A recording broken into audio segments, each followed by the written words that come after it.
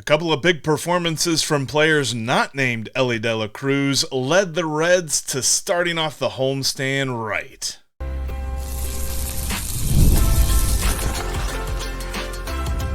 You are Locked On Reds, your daily Cincinnati Reds podcast, part of the Locked On Podcast Network, your team every day.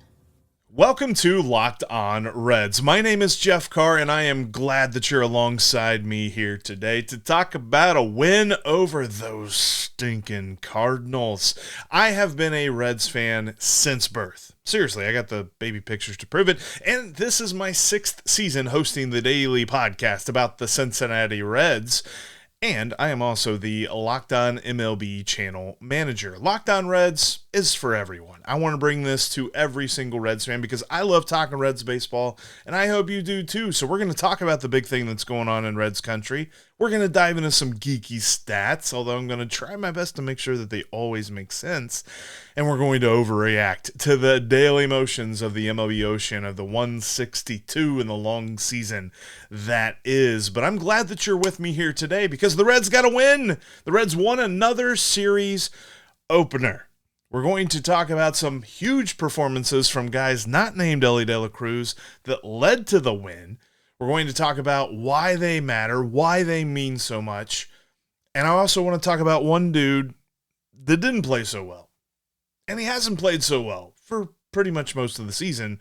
And I'm going to ask a big-time question about, him.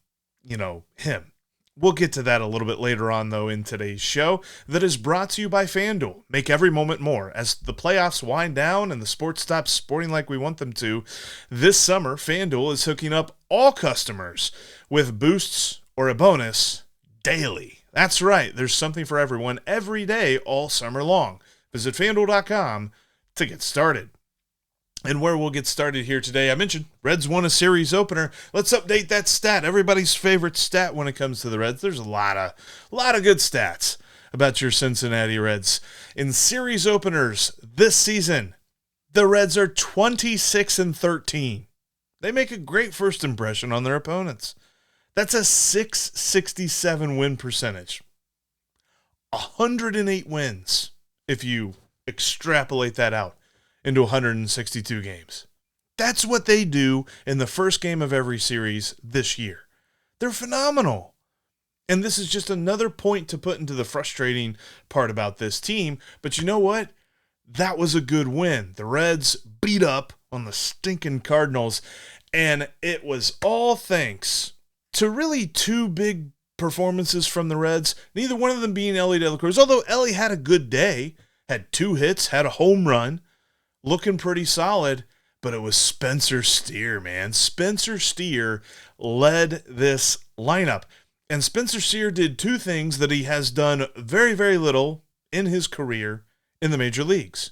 He played second base, although we constantly hear that that's like his best position. I would think if that is his best position and he is as good as a bat as he is, he should be in the lineup, and maybe they're finding Jonathan India somewhere else to play, but I digress. Spencer Steer loves to move around. He doesn't play second base very often. He did on Monday night. He also doesn't lead off very often. He did on Monday night. He's led off twice in his career, and in both games, he's hit a home run, except on Monday night, he hit 2 home runs. It was a huge exclamation point for him. These last 5 games have been something of a cathartic outburst for him. Again, 2 home runs on Monday night. That adds to this 5-game stretch that he is on right now. He has 8 hits in those 5 games. He's scored 5 times, 3 homers, 8 RBIs, 3 walks, and 3 strikeouts. That's all in the last 5 games. And this is coming from a dude that he's really struggled this year. Spencer Steer was a guy coming into this season that Steve labeled as his most important player. And the reason for that being his consistency, his stability in the middle of the lineup was going to be so key for this team. That was where we were back in February. That's not what we've gotten from Spencer Steer. Spencer Steer has had a bit of an up and down season. In fact, this 5-game stretch that he is on has raised his batting average 11 points on the year. It went from 226 to 237 after last night's game. But the Reds lineup has missed the version of Spencer Steer, the idea of Spencer Steer that we all had based on last season. I mean, last season he was good.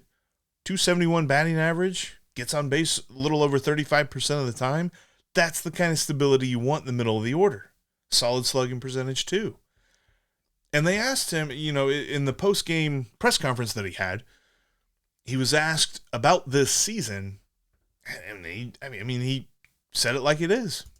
Yeah, it's been a frustrating year, to be honest with you. I pride myself on being consistent and a player you can rely on night in, night out to produce and give you quality at bats every night. And I feel like I haven't done that to the best of my ability, but I'm learning a lot this year. I'm learning how to deal with the failure and even when things aren't going great and you're not feeling great, still finding ways to have good at bats in big moments, like you said. And it's just been a up and down year for sure, but I'm learning from it.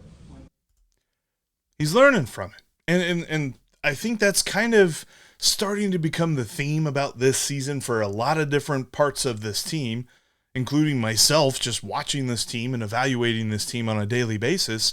It's a learning curve.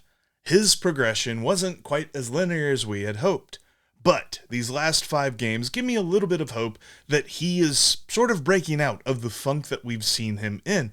Because, quite frankly, his season has been fine from a quality of contact standpoint. It's not crazy. Like, we're not seeing the otherworldly numbers that we see from Tyler Stevenson or from Ellie De La Cruz.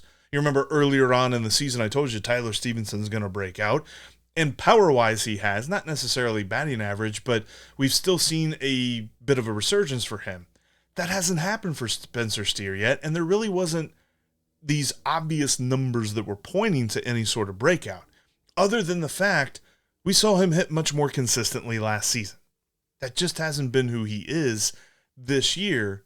Hopefully, that's going to be something that changes for him.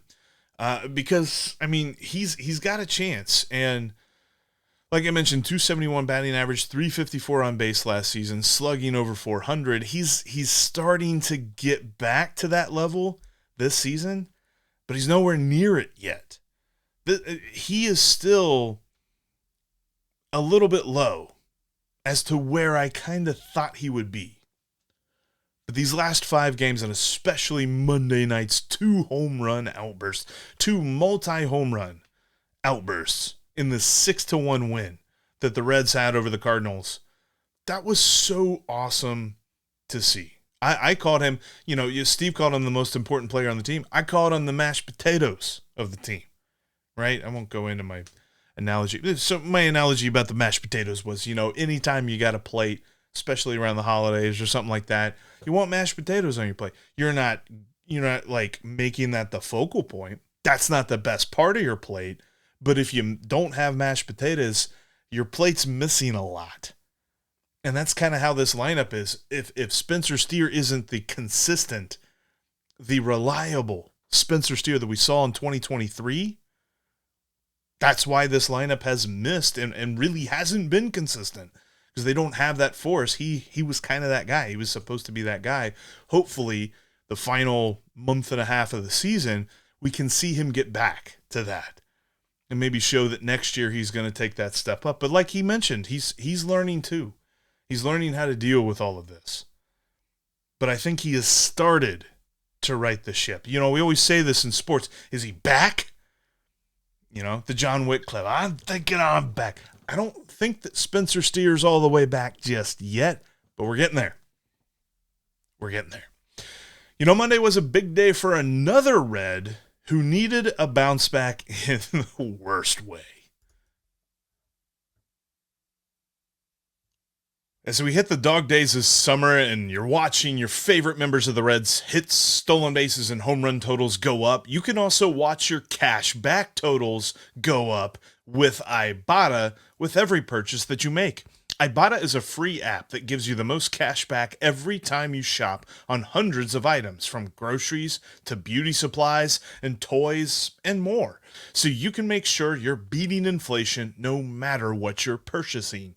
The average Ibotta user earns $256 per year. That could cover the cost of an entire shopping trip, that flight you've been eyeing, or the fancy dinner you've been craving. Join the over 50 million users and earn cash back every time you shop from over 2,700 brands and retailers, including all your favorite grocery stores, Lowe's, Macy's, Sephora, Best Buy, and more. Right now, Ibotta is offering our listeners $5 just for trying Ibotta by using the code LOCKEDONMLB when you register. Just go to the App Store or Google Play Store and download the free Ibotta app to start earning cash back, and use code LOCKEDONMLB for $5 just for typing in that code. That's IBOTTA in the Google Play or App Store, and use code LOCKEDONMLB. And as we near the playoffs, the best way to get in on all the baseball action is with FanDuel. They're America's #1 sportsbook. And as the Reds are moving through this series with the St. Louis Cardinals, I told you about them being underdogs last night. Hope you took them. Now, let's turn our attentions to the Elly parlay, because he's getting ready to go off again. You saw it last night. Got him a couple of hits, including that big-time bomb.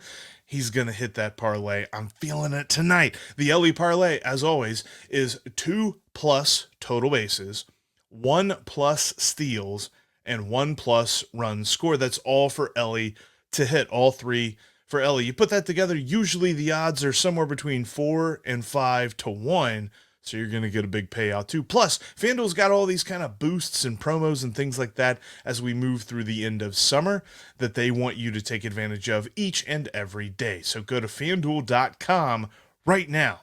FanDuel is America's #1 sportsbook. Thank you for making Locked On Reds your first listen every single day, just like you did today. And for your second listen, make sure you enjoy the Locked On MLB podcast. Host Paul Sullivan, a.k.a. Sully, will provide national expertise with his trademark humor as we go through the dog days of summer and get you ready for the playoffs. Prepare for the Fall Classic with Sully, who has it all covered every single day on Locked On MLB. Available on YouTube or wherever you get your podcasts, part of the Locked On Podcast Network. Your team every day. And speaking of every day, shout out to our everydayers out there.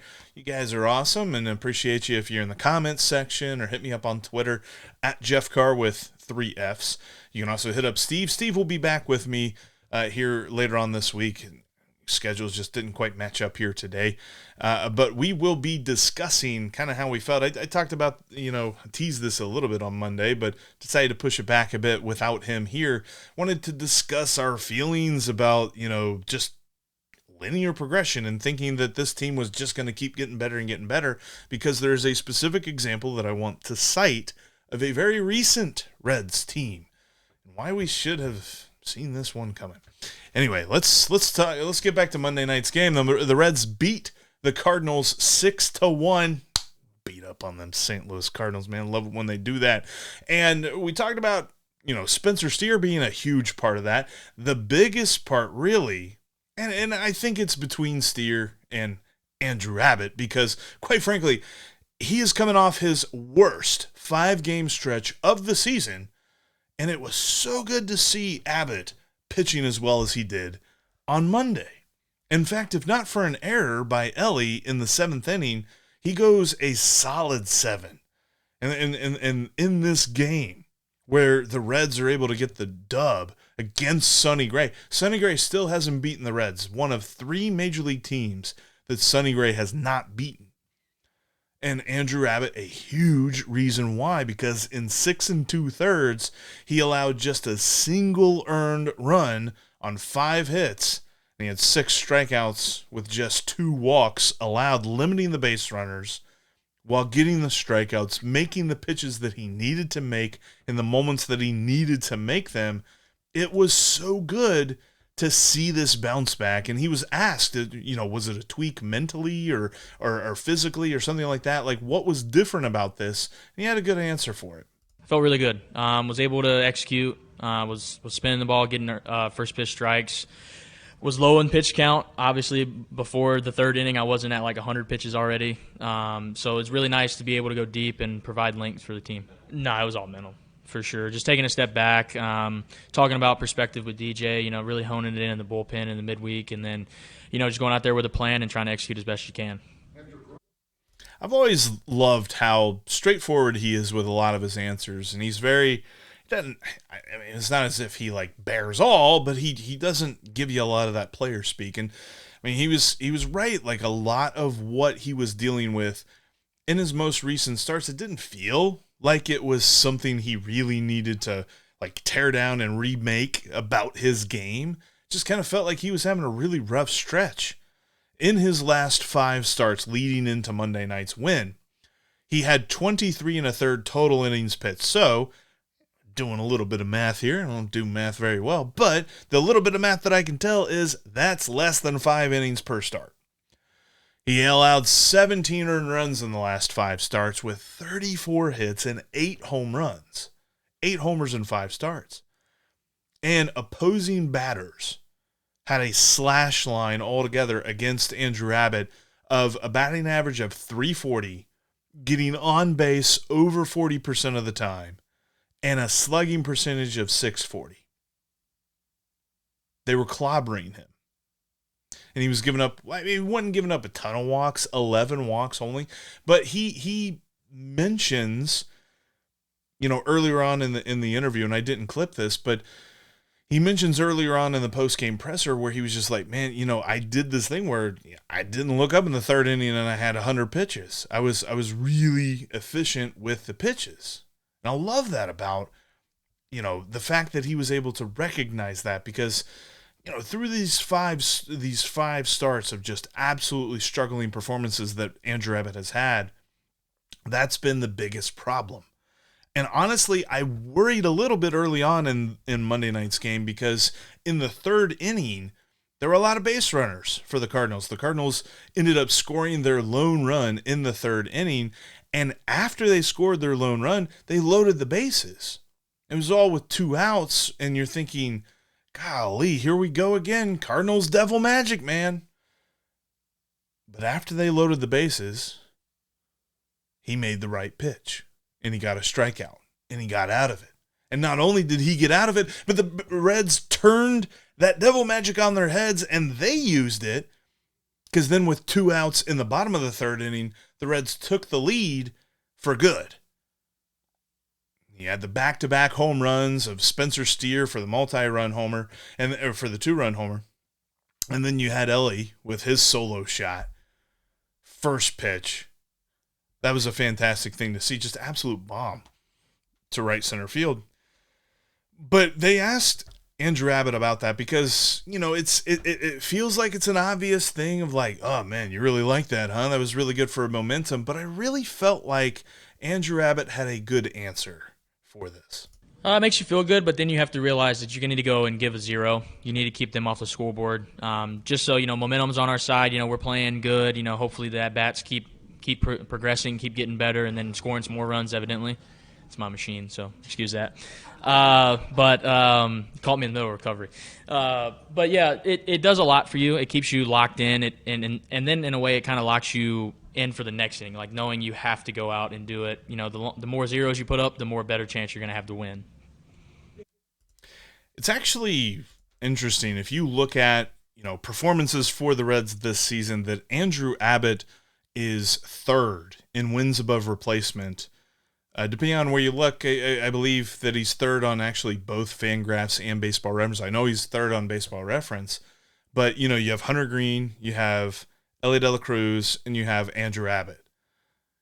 That's been one of the hardest things to swallow throughout this here recent stretch of what it's felt like a dry spell for the Reds. Because he's been a big part of that, where he's been a big part of this team's success. His last 5 starts have been a big reason why the Reds have faltered a bit. So getting him back on Monday night is huge. Hopefully, he takes what he did on Monday night, builds on that in his next start, next 3 starts, next 5 starts, finishes out the season strong. because he has had a good year. I mean, his ERA, he lowered his ERA to 3.5, but at one point this season, his ERA was close to 2 in July. Before this 5-game stretch, his ERA was at 3.06. It's climbed a little bit, but he's really bounced back well. And speaking of bounce backs, too, not to be outdone, you got to mention Jacob Junis. Jacob Junis had a heck of a bounce back. 2 1/3 perfect innings to finish out this ballgame. Reds only used 2 pitchers. That was a phenomenal thing. And he had 3 strikeouts as well. But he looked good. He looked like he showed why the Reds were happy to get him back in that Frankie Montas deal. So that was good to see. Hopefully we see more of that from him moving forward. Because I told you, he's a guy that can give you some length out of the bullpen. That's exactly what he did on Monday night. But the Reds badly needed the start that Andrew Abbott badly needed, and they both got what they needed. Just what I needed, the cars. Love the cars. But you know what? I was wrong about a player who I told Steve to be patient on. I'll tell you who that is coming up next. Get supplies from the site that's made for the skilled trades, supplyhouse.com. Supplyhouse.com is the reliable way to order plumbing, HVAC, and electrical products online. Their easy-to-use website is packed with helpful resources and the latest product info to help you get the job done right. Shop a complete inventory of over 200,000 parts from over 400 top brands and get your order delivered right to your door with fast shipping from coast to coast. Need help with an order? Get expert support and industry-leading service from the friendliest folks in the business and talk to a real person every time. Pros in the skilled trades can get a competitive edge by joining SupplyHouse.com's free TradeMaster program. Every TradeMaster gets access to a dedicated phone line, free shipping, and discounts on every order. Join the thousands of trade pros already benefiting from their free membership at SupplyHouse.com/TM. And order plumbing, HVAC, and electrical supplies with just a few clicks at supplyhouse.com. You can catch every pitch of the Reds' hometown broadcast with SiriusXM. Just download the SXM app and search the word Reds. Also, make sure you bookmark CincinnatiRedsTalk.com for written content about your Cincinnati Reds. All right, the Reds got a chance to win a series here, against the St. Louis Cardinals. That sounds pretty nice. And Hunter Green is on the mound. Feel good about the pitching matchup here tonight. There is something interesting, though, because it talked about some bounce backs, talked about some guys that hopefully they're starting to right the ship a little bit. Maybe they can finish out the year strong in this month and a half that's left of the season. Somebody that's really disappointing me, though, is Jeimer Candelario. And Jeimer Candelario has said all of the right things, and there's not been an interview with Jeimer Candelario that I'm not like, man, I'm glad that the Reds got a guy like that. But he has not really been productive on the field. And quite frankly, I go back to a quote that Joey Votto had of, let's win some championships and I'll figure out how to get along with guys. I feel like Jeimer Candelario hasn't quite been worth the money that they've signed him for just yet. I mean, right now, his production has amounted to a negative wins above replacement, whether you're looking at Baseball Reference or Fangraphs. That's concerning. He is the kind of guy that you figured would slot in around the 5th spot in the lineup, 5th or 6th. So, he would be the kind of guy that you would hope would bring in some runs, get some RBIs. And he's gotten a little bit, like if you look at his career, he is on pace to have the most RBIs in a single season for his personal career this year. He could definitely hit that number. But at the same time, he has not been a consistent force for them in the middle of the order. With runners in scoring position, he has had 103 at-bats. And he has a .214 batting average. There's constantly times, and especially in losses, you see this a lot. But I don't feel like I see him coming through in wins either, where there will be somebody in scoring position, maybe even a couple of guys on base, and he just hits a ground ball to the second baseman. okay, you put it in play, but that's not helping. And especially with 2 outs, I struggle to throw this word around a little bit, but he seems very not clutch. And the Reds this offseason desperately need a consistent veteran hitter. We kind of thought we were getting that with Jeimer Candelario. His career says, as a switch hitter, he hits 250 from the left side, 250 from the right side. Doesn't matter what kind of pitcher he's facing, he hits around 250. We haven't seen that guy this year. He has a higher strikeout rate than in recent years past. In his early career in Detroit, he struck out at a higher percentage than he does now, but his strikeout percentage has ticked up. His walk percentage has ticked down. His quality of contact, how hard he hits the ball, that's ticked down. Has the baseball world, because the Reds haven't seen it, but has the baseball world seen the best from Jeimer Candelario? And that's it? Meet. That's all, folks. Like, is that what we're talking about here? Because the Reds have him for 2 more guaranteed seasons. There were a lot of folks that at this trade deadline were saying, all right, trade Candelario. He's not an expiring contract. And he hasn't been all that great, so I didn't really think there was a lot of value there. I didn't think the Reds would do it, but 2 more guaranteed years. The Reds have him for $15 million this year, $15 million next year, $12 million for 2026. And then they have a club option for $18 million for 2027. Don't think that they're going to pick that up, but it's a little early to be making that call. But still, 2 more years guaranteed with Jeimer Candelario. And I think that coming into this, we knew he was going to bring some depth to an infield that was full of young, unproven talent.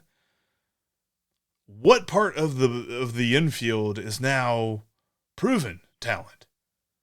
Because it feels like Noelvi Marte still needs work. CES hasn't played. He's been hurt for the majority of the season, so he's still going to have some question marks coming into next year. And quite frankly, if you look at the fielding side of things, this has been the worst fielding season for Jeimer Candelario. He has been not necessarily unusable, but he has been bad at third base, and he's not been very good at first base either. So he's not pushing anybody. So what's his role for these next 2 years, these next 2 guaranteed years? Honestly, when he was signed, he was a guy that made me feel good about the depth of the team, but I didn't think he'd be a starter. And I think that's still where he fits in. But is he a veteran leader who occasionally produces, but we really kind of just put low expectations on him? Doesn't that sound like a lifelong Red that they could have had? Joey Votto? Look, if the Reds have brought back Joey Votto this year, there's been multiple times that we've pointed to. Back in December, Nick Krall said there's just not enough at-bats on this team for him. It was like, okay, I get what you're saying there. Let's see if you're right. He has been totally wrong about that all year long. And now looking at what Jeimer Candelario has done in 2024, is he the veteran depth on this team that we're just like, you know what? He's here to stabilize the young kids. Maybe he can run into a couple here and there. That's what we're looking for. Because they could have had that with Joey Votto. And the further that we get from the Reds not picking up Joey Votto's option, I understood it at the time. But as we've gone through this theme here of these last couple of episodes of Locked On Reds, where we're just like, you know what, we're learning new things, we're understanding that sometimes we're wrong with our evaluations. I think the Reds might have been wrong to buy out Joey Votto's option. Because they got a guy that's probably in a similar role for the next couple of years. I don't know. He's got plenty of time to figure it out. but he certainly has not been the addition that I thought the Reds could really get out of him. I just don't think they've gotten much out of Jeimer Candelario so far this year, and I think he's got to do a lot of work to really catch up to where we thought he could be. But let's end it on a positive note, because Hunter Green is on the mound and the Reds got a chance to win a series against the stinking Cardinals. That's how we're going to end today's podcast. Thank you so much for checking out today's Locked On Reds podcast. Steve should be back with me here later on this week, but our schedules didn't align here today. But thanks as always for making us your first listen every single day. Now make Locked On MLB your second listen. Prepare for the Fall Classic with Sully, who has it all covered every single day. You can find the Locked On MLB link in today's episode description down below, so you don't have to go searching for it. Just click on that link, and it'll take you right to Locked On MLB, part of the Locked On Podcast Network, your team every day. And remember, we will be Locked On Reds every single day.